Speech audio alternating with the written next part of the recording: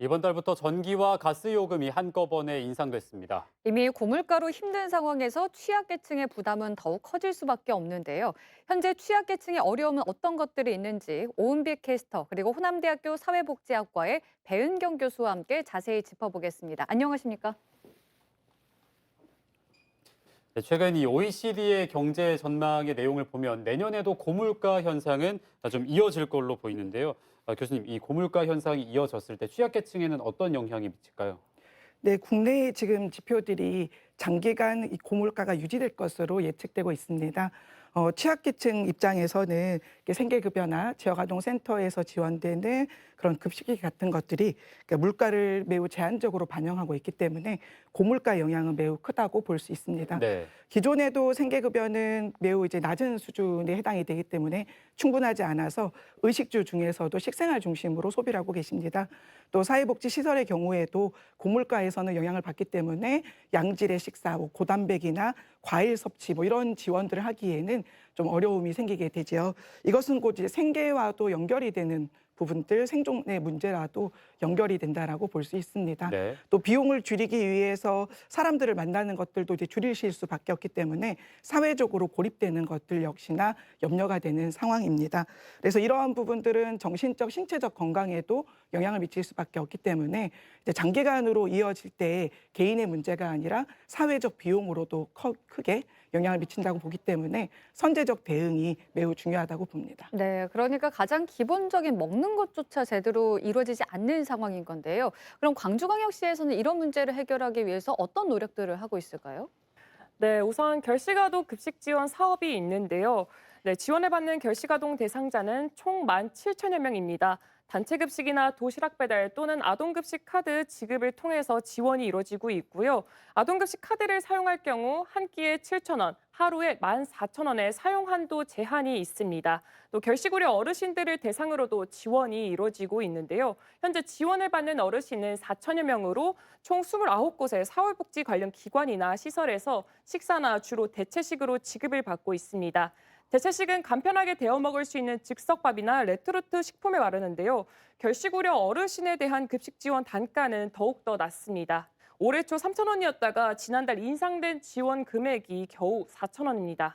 네, 취약계층 급식 지원비 자체가 좀 너무 적다는 생각이 드는데요. 실제로 지난해 영양실조 환자가 처음으로 10,000명이 넘었고요. 그중에 60대 이상 노인층이 전체의 62.4%를 차지했습니다. 교수님께서는 이런 상황에 대해서 어떻게 좀 분석을 하고 계신가요? 안타깝게도 우리나라 노인들의 빈곤율은 원래도 이제 OECD 국가 중에서도 노인 2분 중에 1분이 빈곤에 해당되기 때문에 거의 이제 OECD 국가 중에 최고에 해당이 된다라고 말씀드릴 수 있습니다. 네. 그리고 코로나로 인해서 무료 급식소 등이 이제 문을 닫으면서 어르신들이 좀 양질의 식사를 하시기에는 더욱더 여건이 어려워졌고요. 이제 1인 가구들이 늘에 따라 가지고 또 코로나 장기화에 따라서도 취약계층의 복지 서비스들을 좀 종합적으로 지원받는 상황들이 매우 악화된 상황입니다. 네, 또 앞서 이제 급식 지원 사업으로 이제 아동급식 카드에 대해서 얘기를 했잖아요. 그런데 이 아동급식 카드는 카드 디자인부터 아니면 사용처 금액까지 많은 문제가 있었는데 현재는 어떻게 운영이 되고 있습니까? 네, 광주시도 이런 지적 때문에 한 카드사와 협력을 맺어서 일반 카드와 구별되지 않도록 카드의 디자인을 변경하기도 했고요. 가맹점을 17,000여 곳으로 늘리기도 했습니다. 하지만 가장 큰 문제는 지원 금액입니다. 한 끼에 7,000원으로 책정이 되어 있는데 고물가를 반영하지 못한 금액이라는 지적이 나오고 있습니다. 자세한 내용은 영상으로 담아왔습니다. 갑작스러운 코로나19 팬데믹, 러시아와 우크라이나의 전쟁, 그리고 심각한 기상이변까지 복합적인 요인이 동시에 발생하면서 전 세계의 물가 폭등을 불러왔습니다. 물가 상승으로 서민들의 경제 부담이 갈수록 늘고 있는데요. 추석이 지났지만 물가 상승은 쉽사리 잡히지 않고 있습니다. 식품류 가격 줄 상승 예고에 이어 다음 달부터는 전기요금도 올라 서민 부담이 더 커질 걸로 보입니다. 일상에서 치솟는 물가를 직접 체감하는 건 역시 외식 물가입니다. 회사 생활하다 보면은 점심시간에 나가서 밥을 한 끼 먹기 하면은 거의 대부분 10,000원 정도 측정을 하더라고요. 점심 한 끼가 10,000원이 훌쩍 넘는 고물가 시대, 일반 직장인들도 점심값 부담으로 구내 식당이나 편의점 등 가성비 점심에 눈을 돌리고 있습니다. 네, 이런 상황에 취약계층의 어려움은 더 클 수밖에 없습니다. 실제로 한국경제연구원의 분석 결과에 따르면 코로나19 확산이 본격화되면서 일본이 저소득층의 체감 물가 상승률이 5분위 고소득층과 비교했을 때 1.4배나 높은 것으로 나타났습니다. 취약계층에 대한 현실적인 복지 정책과 지원이 중요해 보이는데요. 결식아동 급식비 지원 단가만 봐도 부족한 점이 눈에 띕니다. 광주광역시가 지급하는 결식아동 급식비는 한 끼에 7,000원입니다. 요즘 같은 고물가 시대에 한 끼에 7,000원으로 음식점에서 마음껏 음식을 먹을 수 있을까요?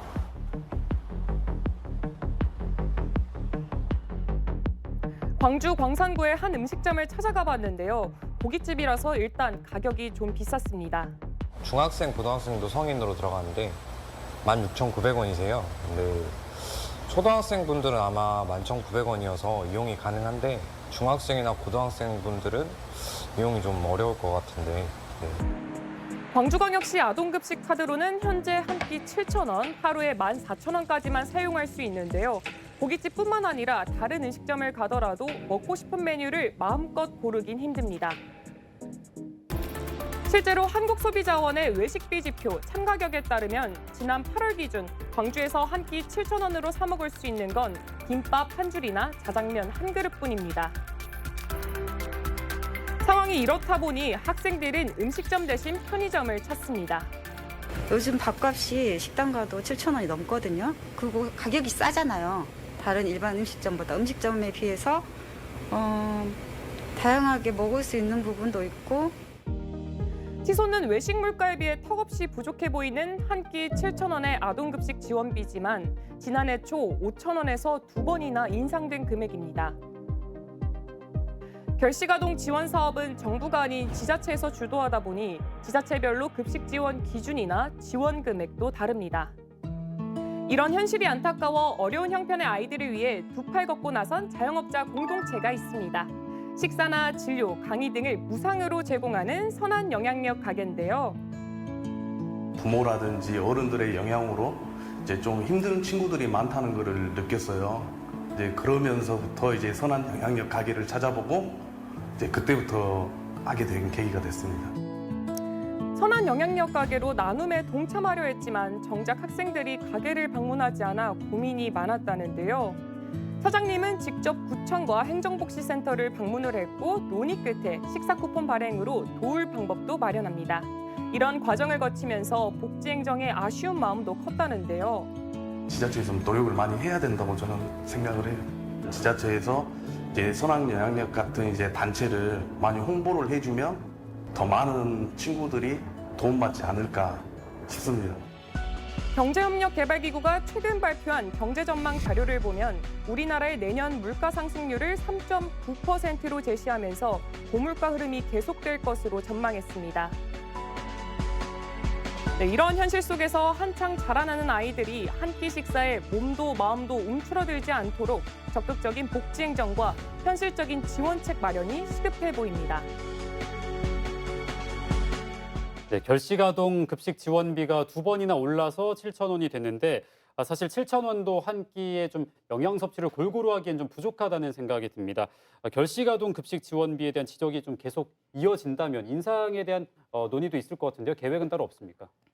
네, 그동안 결식아동 급식 지원비에 대한 지적이 계속됐고요. 이미 서울시나 경기도, 인천시 등등 몇몇 지자체는 고물가를 반영을 해서 발빠르게 급식 지원비를 8,000원으로 인상을 했습니다. 광주시에 확인해 본 결과 내년 1월부터는 급식 지원비를 8,000원으로 인상할 계획이라고 하는데요. 하지만 외식 물가는 계속해서 오르고 있고 또 한창 잘 먹어야 할 성장기인 학생이기 때문에 지원 금액을 더 늘리면 좋을 것 같다는 시민들의 의견이 있었습니다. 네, 그럼 교수님께서 보시기에 이 취약계층 급식 지원 사업이 어떤 점이 좀 보완이 돼야 된다고 생각을 하시나요? 일단은 결식아동에 대한 급식 지원 사업은 지자체 차원에서 진행이 되고 있습니다. 이것은 곧 이제 지자체의 재정에 따른 영향을 많이 받게 되는데요. 네. 현재도 많이 지원하는 지자체는 9,000원까지 지원을 하고 있거든요. 그래서 코로나로 인해서 단기간에 고물가가 이제 형성됐다는 것을 고려할 때 국비 지원도 함께 필요하다고 생각합니다. 아울러서 전남의 경우에는 그 아동 급식 카드가 아직도 마그네틱형으로 운영이 되고 있습니다. 이용 가능한 식당 자체도 많이 적고 또 오류도 많이 나다 보니까 아이들이 좀 낙인감에 대한 우려를 많이 하고 있습니다. 그래서 빨리 IC 카드형으로 바뀌어야 되지 않을까 싶고요. 어르신들의 경우에는 현재 대체식이 뭐 복지관을 통해서 지급이 되고 있고 무료 급식소나 푸드뱅크가 정상화되지 않은 상태입니다. 재정적인 지원도 중요하고 또 정상화된 운영이 꼭 빨리 이제 이루어져야 되지 않을까 생각합니다. 네, 그럼 교수님께서는 지금 정부가 내놓고 있는 취약계층에 대한 좀 복지 대책들에 대해서 어떻게 평가하시나요? 최근 들어서 수원 세모녀 그 사건처럼 일가족이 고립사하는 그런 이제 복지 사각지대 문제들이 계속해서 발생되고 있습니다. 네. 현재 정부는 차세대 사회보장 정보 시스템을 통해서 빅데이터나 온라인을 활용해서 지원을 하겠다고 정책을 내놓았습니다. 그중에는 복지 멤버십이라고 하는 전 국민이 맞춤형 복지 제도를 이렇게 조금 계속해서 알림을 받아볼 수 있는 내용이라든지 전국 단위로 거주지랑 상관없이 복지 지원을 신청할 수 있는 것들, 또 민간 기관에서도 사회보장급여 신청을 시범 사업으로 시도하고자 하는데요. 이런 것들은 기본적으로 복지 제도에 우리 시민들이 좀 더 가까이 갈 수 있다는 측면에서는 긍정적이라고 할 수 있습니다. 그러나 기본적으로 우리 사회가 복지 신청주의에서 벗어나지는 못하고 있기 때문에 그에 따른 한계는 여전하다고 볼 수 있습니다. 수원 세모녀 사건의 경우에도 1년 4개월 동안 그 건강보험이 체납됐다는 사실 자체가 정보에서 걸러지지 않았던 건 아닙니다. 정보가 있음에도 불구하고 결국에는 사람이 나가서 그분들을 발굴하고 지원을 해야 되는데 그런 면에서는 이번 정부의 기조가 인력과 재정은 일단은 감축한다. 감소시킨다. 이런 부분이라서 보건복지 인력 확충만큼은 함께 이루어져야 지금의 대책들이 실효성 있게 좀 효과를 볼 수 있지 않을까 생각합니다. 네. 고물가 시대 취약계층의 어려움을 덜어주는 촘촘한 복지 정책이 마련돼야 되겠습니다. 오늘 함께해 주신 두 분 고맙습니다.